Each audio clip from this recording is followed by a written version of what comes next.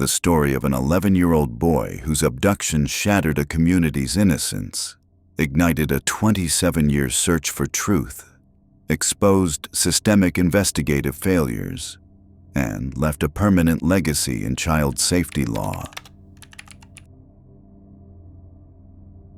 Before his name became a headline, a foundation, and a federal law, he was just a boy, Jacob Erwin Wetterling. Born February 17, 1978. A sixth grader who loved sports, wanted to be a veterinarian, and had a knack for making his younger sister's imaginary friends feel welcome. Jacob was very passionate. What he would do 100% and really be into it. He was a good spirit. His parents, Patty and Jerry, described their community as a safe place. Kids rode their bikes everywhere. The local police chief didn't even carry a gun. This is the story of how that safety was shattered, how a 27-year mystery was finally solved, and how the search for one boy changed America.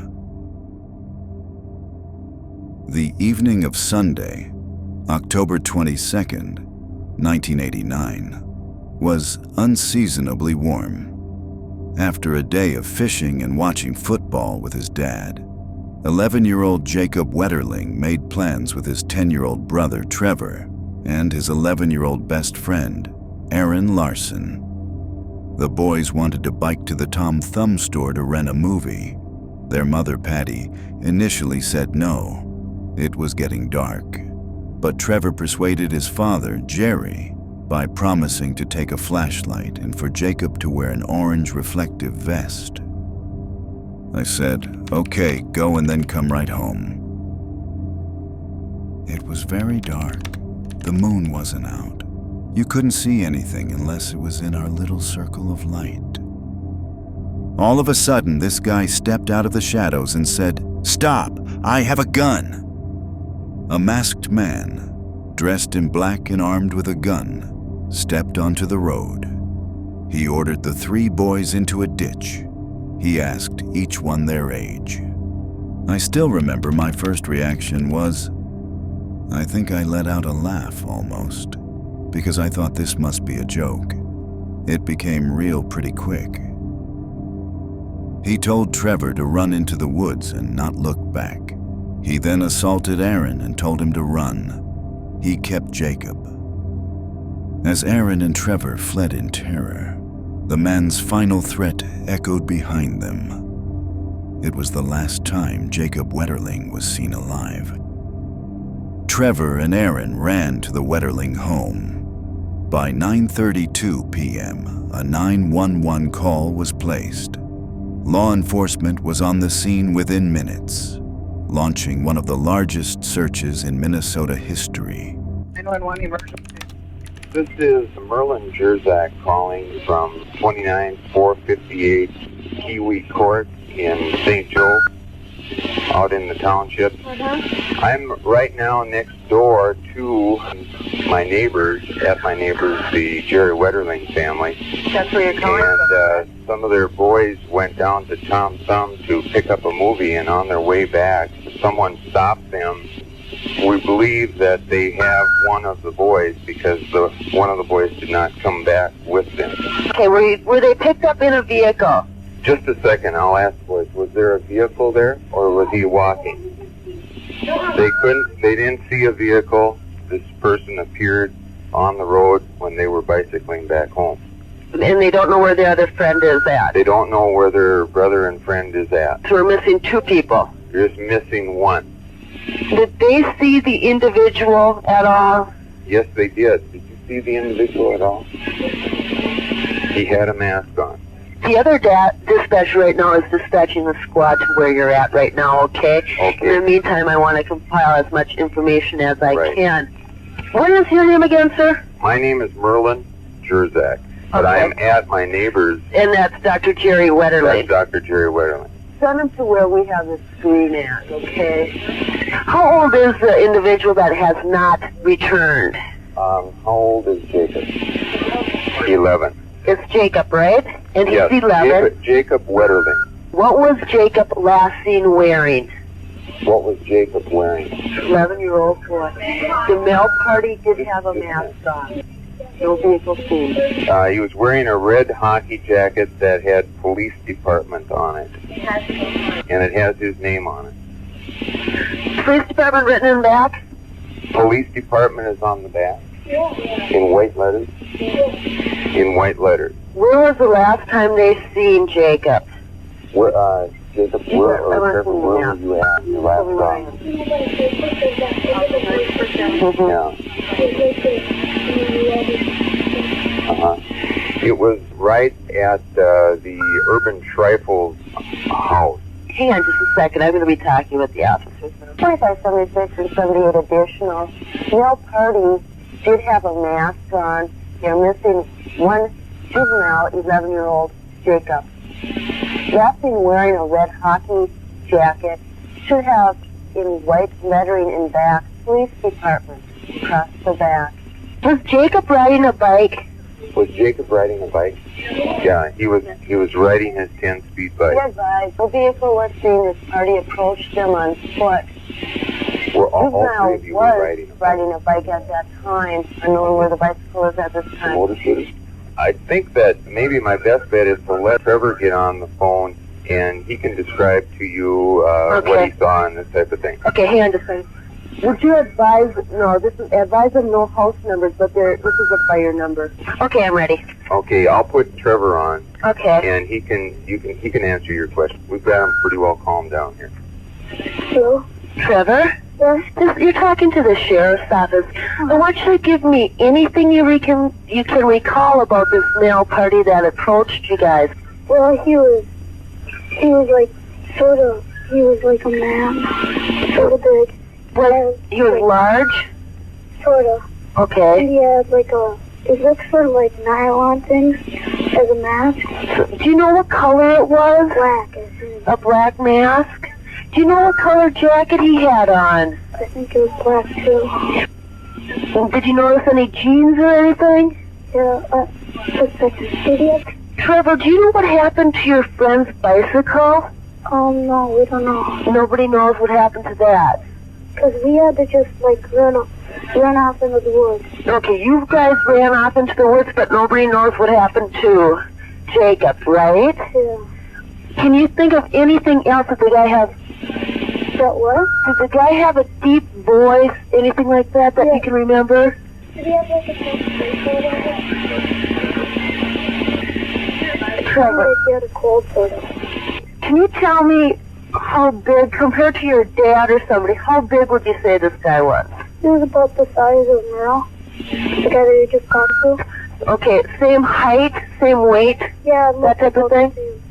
And he had on a black mask and a black jacket. Do you know if the jacket was leather or nylon? Does it have anything written on it? We couldn't tell because it was so dark. Can I talk to Merlin again real quick? Yes. Merlin, how big are you? Okay, I'm about 195 pounds and 5'10". I know that's hard for kids to pinpoint, so I had to try to figure out who he looks like. I'm hoping if Jacob would have ran into the woods or something, if he would have gotten lost or something. Do they know if he actually had contact with Jacob? Yes, they just told me that the guy got a hold of Jacob and told them to run into the woods. Told the other two boys to run into the woods. Did they see any weapons at all or anything like that? Guns, knives? He had a pistol. 2,500 cars. Be advised, without saying the school did have some type of handgun standby for additional. Can I talk to Trevor again? Yes, hold on. Oh, Trevor, did you see the gun the individual had? We couldn't really see it, but we just sort of saw it. Okay. Did he threaten you? Okay. Do you guys see squad cars outside the residence? Okay. Thank you very much. Bye now. Bye. But critical errors were made. The crime scene was not properly secured. A local man, Dan Rassier, who lived at the end of the driveway where Jacob was taken, called 911 later that night. That call from a key witness was never saved. The investigation, led by the Stearns County Sheriff's Office, was immediately overwhelmed. "Who would take a child? That's all I kept. Who would do this?" The story exploded. The governor activated the National Guard. The Wetterling family made a conscious decision to seek maximum publicity. Our mission is to educate the public about who takes children, how they do it, and what each of us can do to stop it. A foundation was quickly formed. The case ended an age of innocence. A national hysteria over stranger danger took hold. Years before Jacob was taken, the nearby town of Paynesville was terrorized. Between 1986 and 1987, at least 5 teenage boys were stalked, chased, and assaulted, often while riding their bikes. Despite the similarities, a male attacker preying on boys near rural roads, the Paynesville cases were not thoroughly linked to Jacob's abduction by the initial investigation. The victims felt their stories were ignored for years. 9 months before Jacob vanished, on January 13, 1989, 12-year-old Jared Shirel was abducted at gunpoint in Cold Spring, just 10 miles from St. Joseph. The method was identical: a gun, an order to run and not look back. Jared was sexually assaulted and released. He worked with the FBI to create a sketch of his attacker. It's 27 years later, and I'm looking at my own 12-year-old boy. It was a moment that was spiritual, kind of surreal. Investigators suspected a connection, but without a name to put to the sketch, the lead went cold. The sketch and reports led investigators to Danny James Heinrich of Paynesville. On December 16, 1989, less than 2 months after Jacob disappeared, the FBI interviewed him. He denied everything. Heinrich became a prime suspect. His car tires were consistent with tracks at the scene. He was arrested in February 1990 in connection to Jared's assault, but was released without charges due to a lack of conclusive evidence. Jared Shirel could not positively identify Heinrich in a lineup. Without a DNA match or a confession, the case against him stalled. As the years passed with no arrest, the investigation took a devastating wrong turn.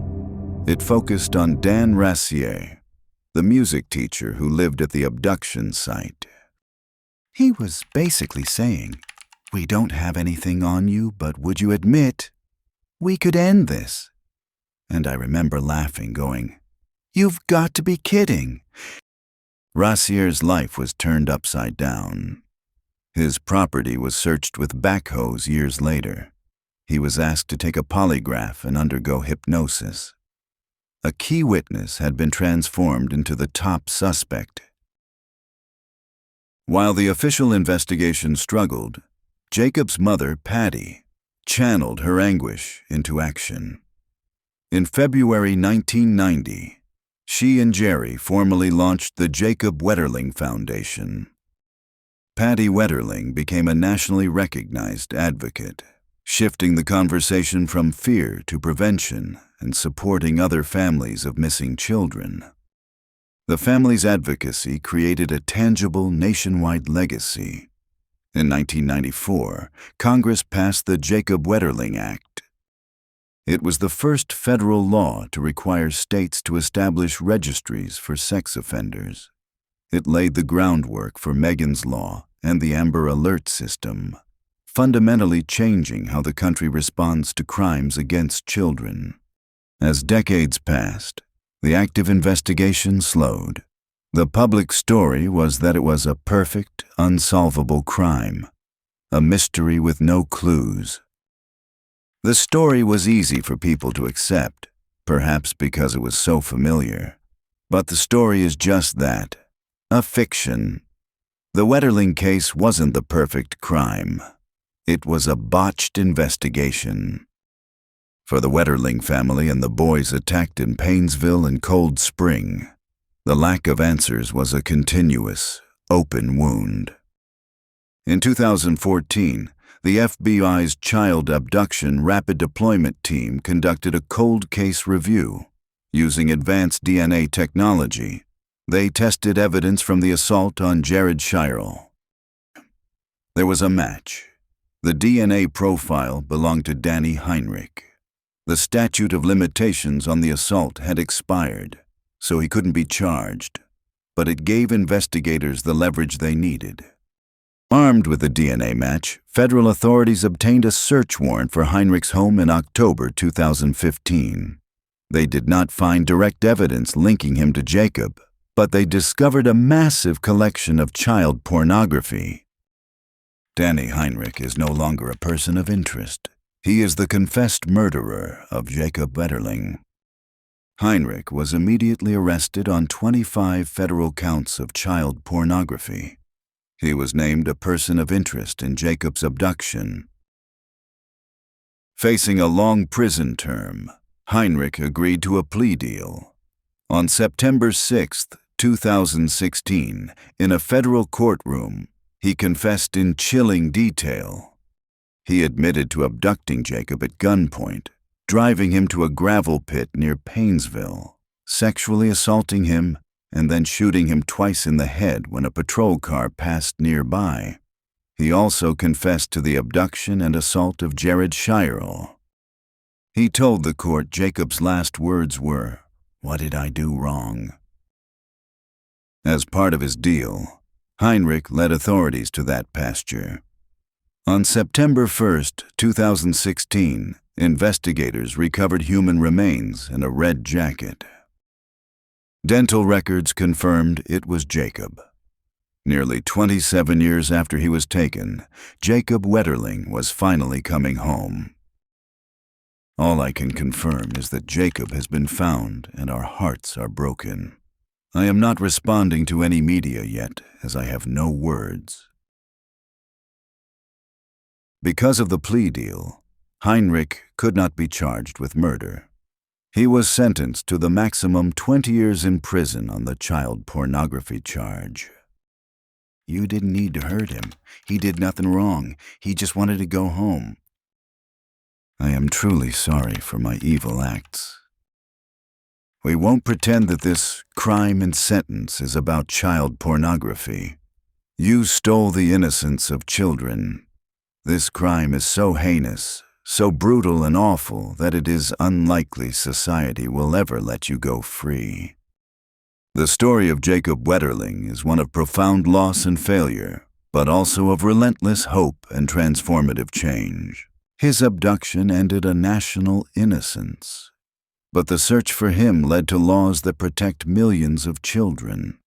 The nearly 27-year mystery proved that no case is too old, and that the pursuit of truth, however delayed, must never end. He's still here. He's still impacting lives.